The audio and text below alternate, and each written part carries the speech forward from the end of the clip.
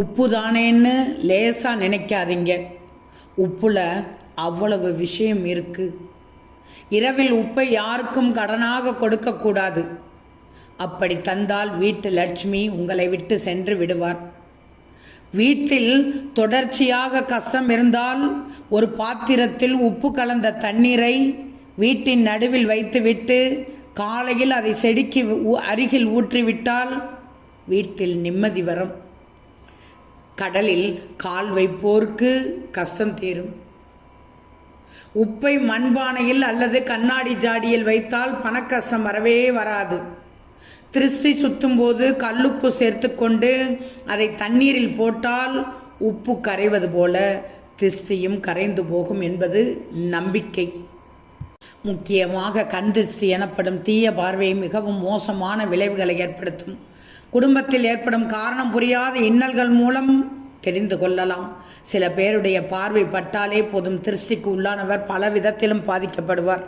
ஏன் சில சமயம் உயிருக்கே ஆபத்து ஏற்படும். பார்த்த பார்வையில் புதுச்சட்டை கிளியும் பால் புளித்து போகும்.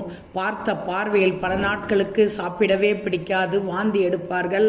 இப்படி கெட்ட திருஷ்டியின் மகிமையை சொல்லிக்கொண்டே போகலாம். இதனால் தான் எந்த ஒரு நல்ல காரியம் நடந்து முடிந்தாலும் அதன் பின்னர் திருஷ்டி கழிக்கிறார்கள். நல்ல விசேஷத்துக்கும் உப்பு கொண்டு செல்கிறார்கள்.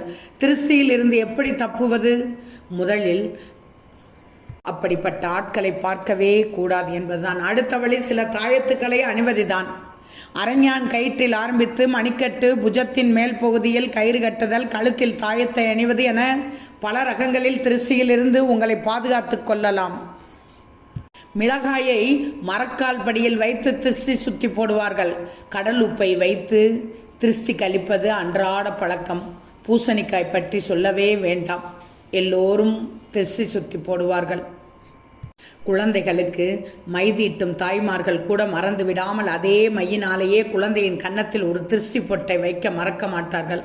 சில பொல்லாத கண்களிலிருந்து பாதுகாப்பதற்காகத்தான் இந்த திருஷ்டி பொட்டு. மணமக்கள் வீட்டிற்குள் நுழைவதற்கு முன்னர் அவர்களை வாசலிலேயே நிறுத்தி வைத்து வீட்டில் அவர்களுக்கு மிகவும் வேண்டியவர்கள், வயதானவர்கள் கற்பூரத்தை ஏற்றி அவர்களை திருஷ்டி கழிப்பது வழக்கம். இவற்றுக்கெல்லாம் மேலாக கண் திருஷ்டி கழிப்பதற்கு எல்லோரும் பயன்படுத்துவது எளிய சாதனம் கல்லுப்பு. கல்லுப்பு சாதாரணமானது அல்ல. உப்பு மனிதர்களை தீய திருஷ்டியிலிருந்து காத்து கொள்கிறது.